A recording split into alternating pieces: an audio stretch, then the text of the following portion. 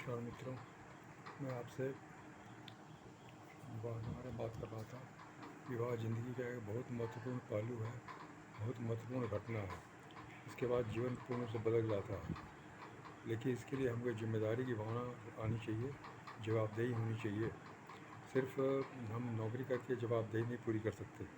हमारी समझ यह है कि हम नौकरी करने लगे, हमने अपनी सारी जिम्मेदारी को उठा लिया और सारी ज़रूरतों को पूरा कर दिया परिवार के, लेकिन ऐसा नहीं होता है। बहुत सारी ज़रूरतें पूरी नहीं होती हैं।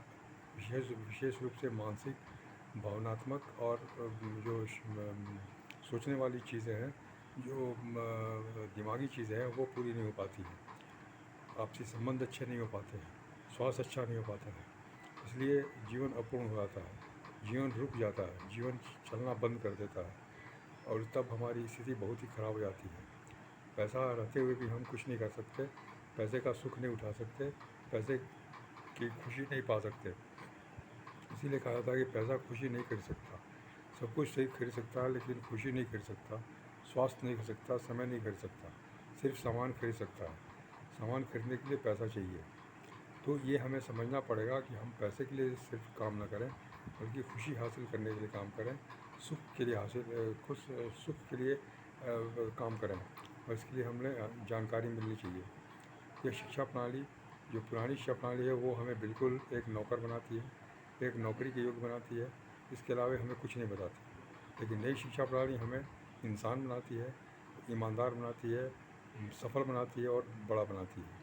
इसलिए यह शिक्षा प्रणाली शादी के पहले सबको मिलनी चाहिए। आप भले ही स्कूल कॉलेज न भेजें बच्चों को, लेकिन ये शिक्षा प्रणाली अवश्य उन्हें बताएं, उन्हें पढ़ाएं और उन्हें एक अच्छा इंसान बनने में मदद करें, सहायता करें। हम अपनी मानसिकता को बदलें। नौकरी के प्रति जो मोह भंग है, मोह भंग होना चाहिए। डिग्री के प्रति हमारा जो मोह भंग है, वो होना चाहिए, और ये बहुत ही आवश्यक है। इसके लिए मैं आपसे यही अनुरोध करूंगा कि आप अपने विचारों को बदलें। बच्चों को शादी के पहले जीवन के बारे में पूर्ण रूप से बताया जाए, पूर्ण रूप से उन्हें अवगत कराया जाए, उसके इश्यूज़ को अवगत कराया जाए और उसके समाधान को भी अवगत कराया जाए, ताकि वे सारी समस्याओं का समाधान पहले से जान सकें और उसको लागू कर सकें। अच्छा तो ये होगा कि अगर वो शादी के पहले ही वो अगर आर्थिक रूप से स्वतंत्र हो जाते हैं, तो फिर उनके जीवन की सारी दिक्कतें, बहुत कुछ दिक्कतें दूर हो जाती हैं।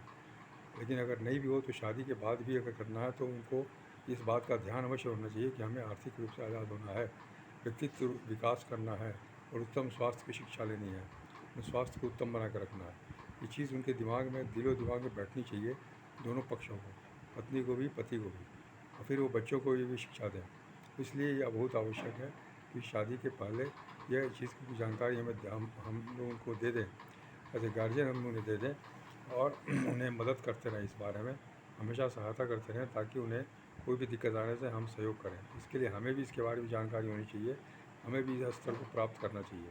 अगर हमारे पास ही ये तीनों चीज़ें नहीं रहेंगी, तो हम दूसरों को क्या बताएंगे। इसलिए हमारे पास भी होनी चाहिए और बच्चों के पास भी होनी चाहिए। ये बहुत ही आवश्यक है। जो भी समस्या आती है, उसका समाधान कैसे करना है, उसके लिए हिम्मत, साहस, धैर्य कैसे रखना है, ये गार्जियन ही बता सकता है। ये गार्जियन ही बता सकता है, माँ बाप ही बता सकता है। इसलिए माँ बाप को भी इसकी पूरी जानकारी रखनी पड़ेगी, इसके बारे में पूरी आस्था रखनी पड़ेगी, और उस वजह से बच्चों को भी रखना पड़ेगा। समाज के लिए, देश के लिए बहुत ही आवश्यक है। नहीं तो कानूनी रूप से अलग होने की जो प्रथा चल रही है, वो पूरा परिवार टूट रहा है, बच्चे बिखर रहे हैं और भविष्य जो है अंधकार में हो रहा है।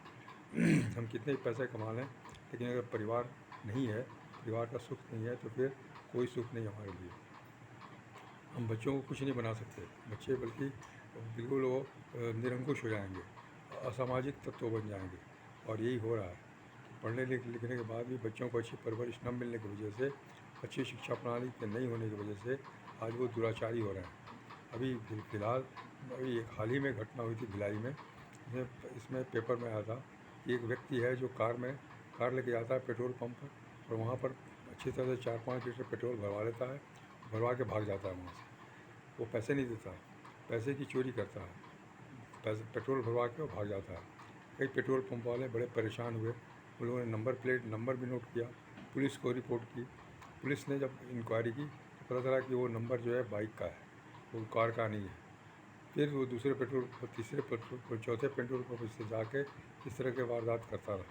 अंत में उसे पकड़ लिया जाता है, पुलिस उसे पकड़ लेती है, उसकी पहचान होती है और पता चलता है कि वह एक डेंटिस्ट डॉक्टर है, डेंटल डॉक्टर है, डेंटिस्ट है, वो दांत का डॉक्टर है, जो यहीं के एक डेंटल कॉलेज से पास किया हुआ है।